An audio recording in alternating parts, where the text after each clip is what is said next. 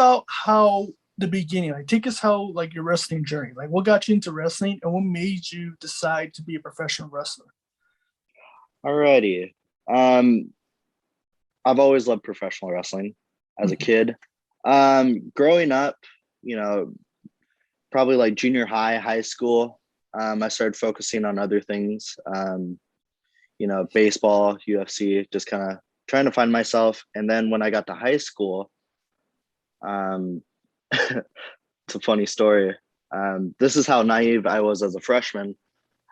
I heard that there was wrestling, like high school wrestling, right? Mhm.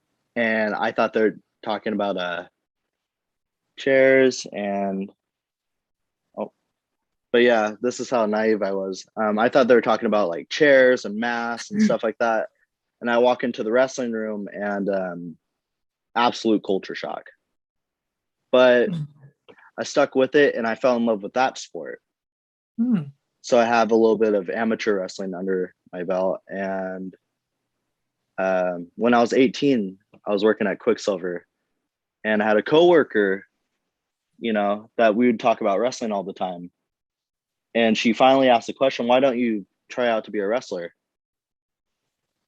And it took me 3 years to finally make a move on that. But Mhm. that's kind of what jump started everything. Just constantly thinking about that question in my head. Why don't I try and find a school? Mhm. And I'm honestly so lucky to be a part of the School of Hard Knocks. Couldn't be a better school for me. Definitely starting out. Jesse Hernandez is an absolute legend, and he taught me how to run the ropes. He taught me certain wrestling moves. He just an absolute legend.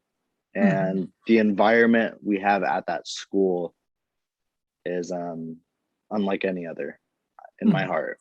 So yeah, that's kind Mhm. of my journey. It's kind of my journey to No, that's awesome, man. And talking about from like we seen like a lot of amateur